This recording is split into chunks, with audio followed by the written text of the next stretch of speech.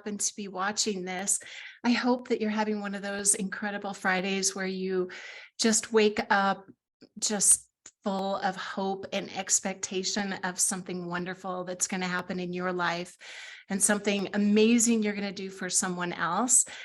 Welcome to Talk About TV. I'm your host, Michelle Oliver, and I am the CEO and founder of Expitality.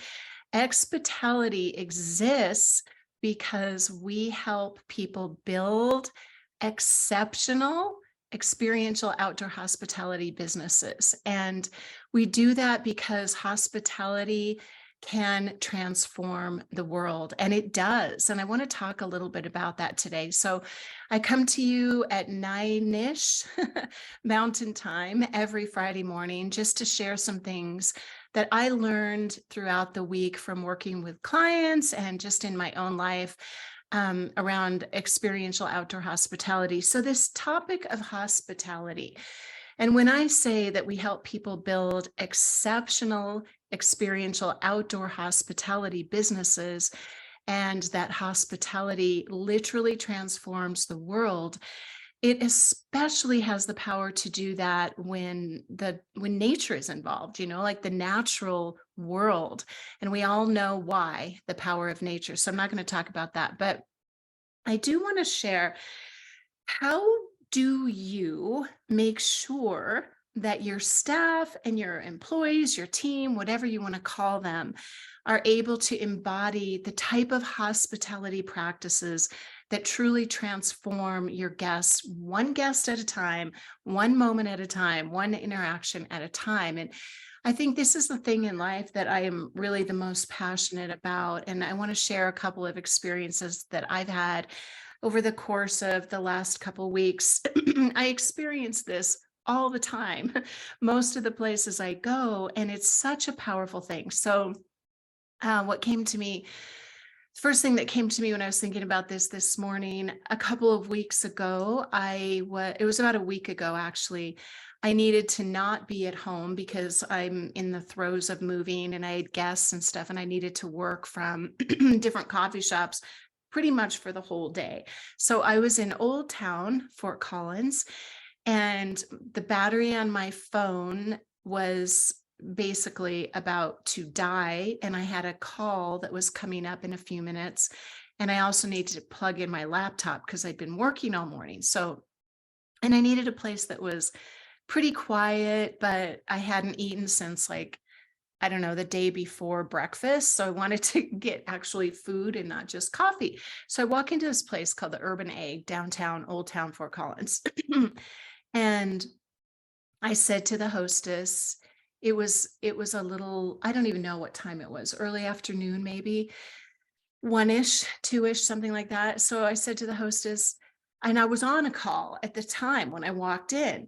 So I said, "Hi, I'm on a call and I need a place where I can do a Zoom call and I can get some food if you're still serving breakfast." And she said, "Okay, now here's an opportunity," right? She could have said, "Gosh, we're just, there's only like 10 minutes left when we're serving, and then we're closing, and this whole section is closed, and it's probably not great for the next 2-hour meeting." But instead, she says, "This section over here has already been closed, but I'll open it up for you. You can take that table over there, and there's an outlet right at the end of the table. Do you see it?"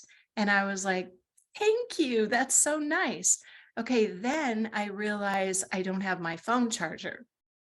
And so I'm still on a call. I'm getting my laptop plugged in, and the waiter comes over and says, "Can I take your order?" Or what can I get you something to drink? And I said, "I'm on a call, coffee, please. And do you happen to have an iPhone charger that's available for guests?" And so he's like, let me go find out." And then I'd say 5 minutes later, the manager comes over and he sees I'm still on a call, and he just whispers, he's like, "Here, I found a charger. If the connector doesn't work, let me know, but go ahead and try this." Um, That was another opportunity. They could have just shut it down, right? And my point is, and I want to tell you a couple other things that happened with that, but my point is that hospitality really is coming simply from a consciousness of generosity. You have to be full to give, right? So you come, and restaurants do this really, really well sometimes. Hotels seem to do this really well. And sometimes, like mom and pop businesses do this really, really well, because it's just basically who they are. When this comes to your team or your staff, in order for them to be able to respond to this onslaught of needs from the general public, and anybody who's worked in hospitality knows this, like people have crazy stuff going on in their lives.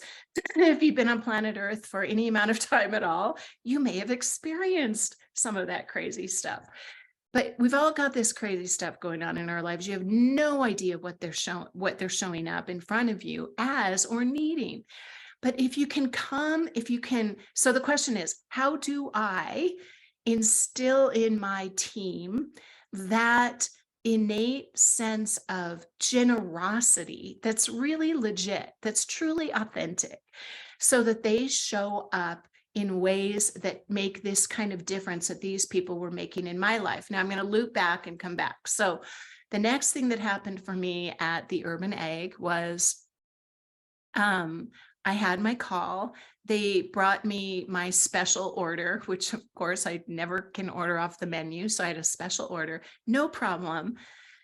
We've got this for you. It's, or, you know, my colleague Randy Hendrickson would say, I hate that word, no problem, but it's the spirit behind it, right? It's like, it's my delight to please you, is kind of the energy behind that. Like, this is easy for me. It's natural for me. And I'm just delighted to do it for you. So what happened after that was, oh, I didn't have my wallet because I'd rushed out of the house. I'd had all this chaos at home, and I grabbed a different purse that my laptop would fit in, and I didn't have my wallet. So I was like, oh, no problem. Can you take Apple Pay? And no. And they're like, oh, we don't do that. And he's like, but I'll be back in a minute. So he comes back a few minutes later. He's like, manager has comped your bill. It's on us, and we hope that you enjoyed your meal. So they went out of their way 4 times, and there were more things that happened afterwards, because what do you think that elicits in me? Tell me more about who you are. Who is your manager? How long has he been here? Can I meet him? Would he like to do an interview? Who is your family? Did you grow up here? How did your mom raise you like this? You know, you get curious about outstanding, extraordinary experiences. And then we have a deeper relationship. Then I come back, then I refer people, and I get online and I support their businesses. And do I leave a review? Yes. Who's going to normally take the time to leave a review? No one. Okay, so why were these people able to do this? And I went around and asked them, well, it's because I love the owners. It's because of the way they treat me. The way that your team and your staff and your employees, whatever you choose to call them, they are your guest.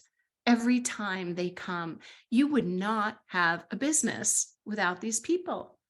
And if you can be hospitable to them, generous with them, encouraging to them, and treat them exactly in the ways that you want them to treat your guests, you will have a magical culture. And I know it seems really simple, but I'm bringing this up because last night, after I'd been moving all day, started at 6 and I went to bed at 3 because I was still packing, because that's the way moving is. And then last night I had to go back and, like, I don't know why I didn't just hire someone, but I was literally like on my hands and knees scrubbing the grout and cleaning and making everything perfect.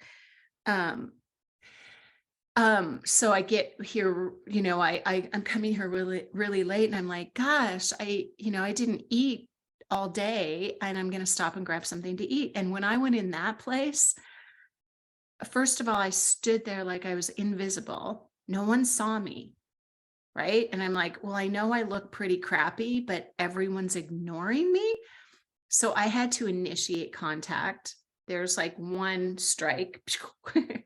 And I was coming from a place of I'm exhausted. And like a little bit of hospitality would have transformed my world, right?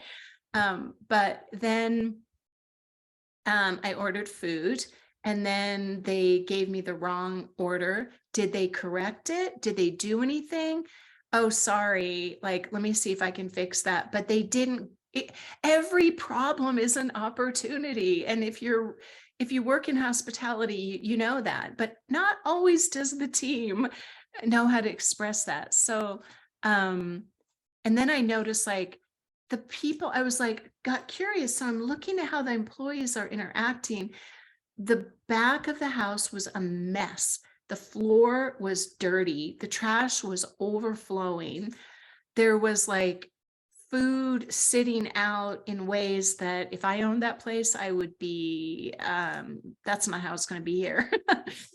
And it's a trickle down, right? It's a trickle down. It's like when you're a parent and if you don't get on top of your day, your negative energy is going to trickle into your children, and then that's going to trickle into their world. So I guess hospitality to me truly does transform the world. And one of the reasons is that it forces us to become that generous person.